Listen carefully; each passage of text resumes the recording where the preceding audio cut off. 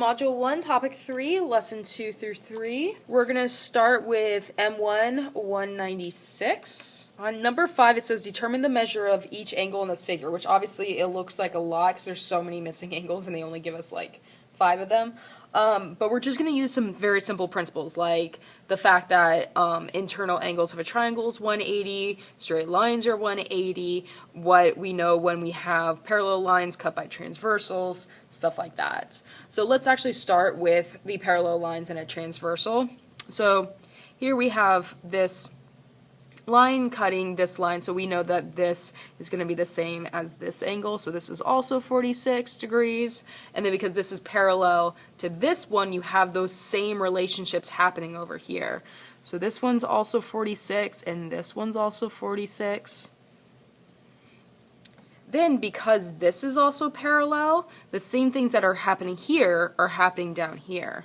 So this one's also 46, and this one's also 46. So although it seemed like a lot, already we just got 5 more. Okay?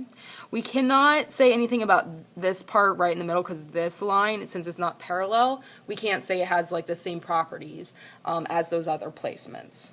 But now that we've done that, there's some triangles now that we can look at. So if I'm looking at this triangle out here, I now have those two angles right here, so now I can find this one over here. So I have a 55 and a 49.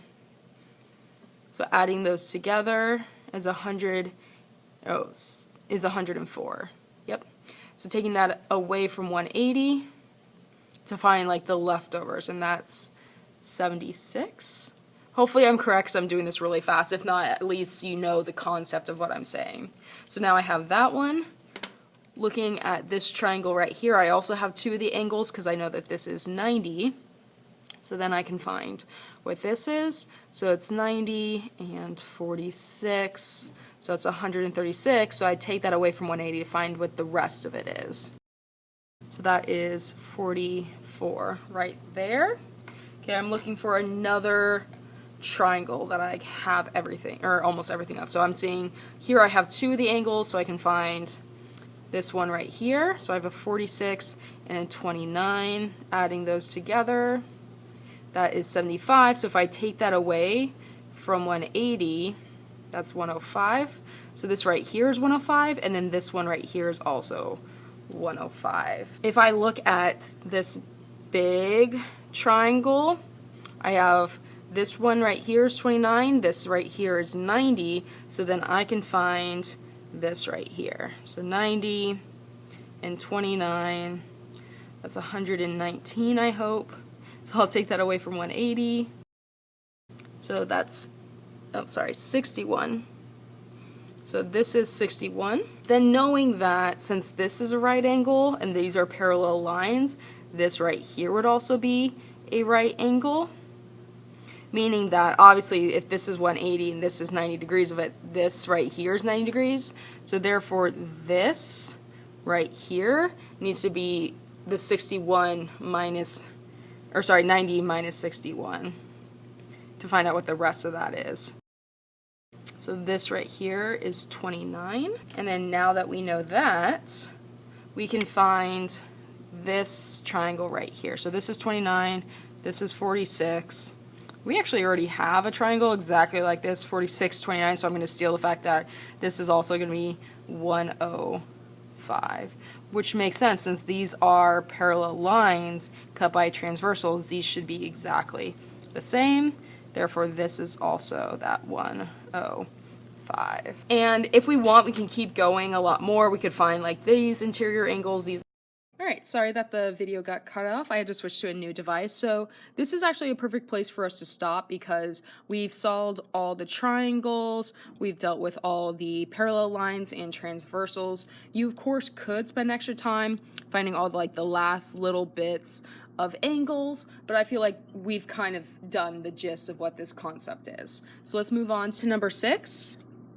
So here it says solve for x, and that seems really tricky because there's not much there that we know. We have 2 parallel lines, but not true transversals, no triangles to work with. So first let's make some true transversals.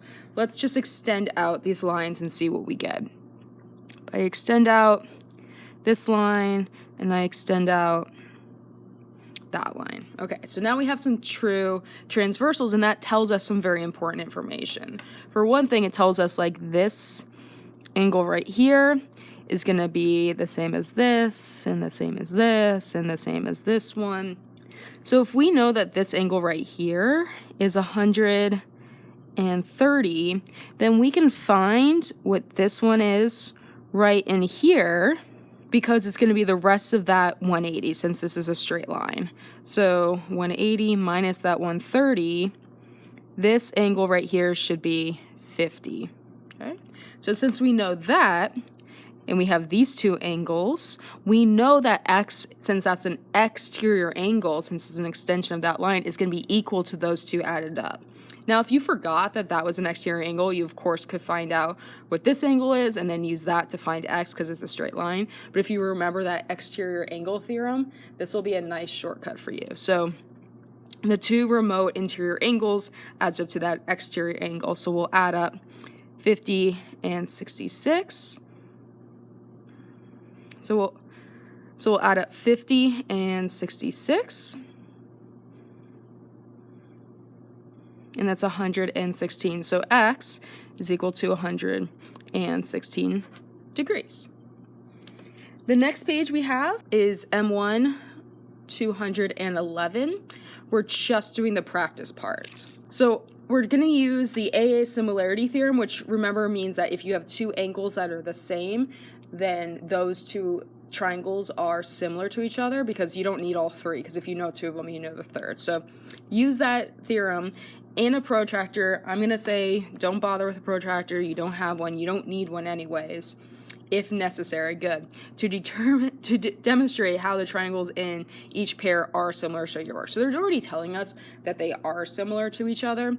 So we're just kind of proving why. So on 1, and actually 1 and 2 are very similar. So looking at both of them, here like they don't tell us all the angles, we just have one angle. So you can't do angle-angle similarity if they only give you one angle.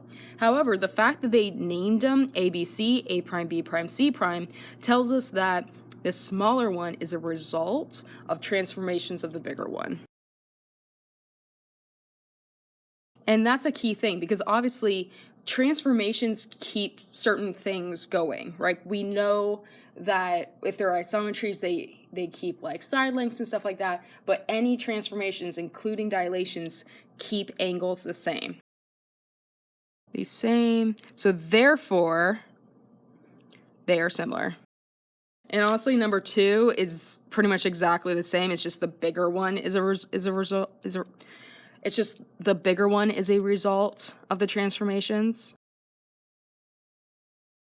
So it's the same logic as all of this.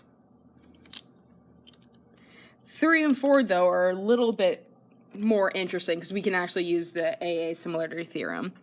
So we need 2 angles to work with. On 3, recognize that the smaller triangle, we're saying, is similar to the entirety of it, that the small one's included in.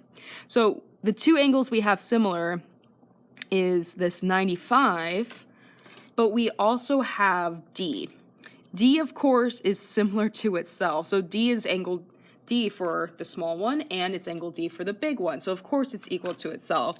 So because we have 2 same angles, they are similar by the angle-angle similarity theorem. And then that's pretty much it. You can write it out in more words if you want, but that's pretty much it. Looking at 4, very similar. We have 2 angles the same. So because we have 2 angles the same, these are similar. And that's it.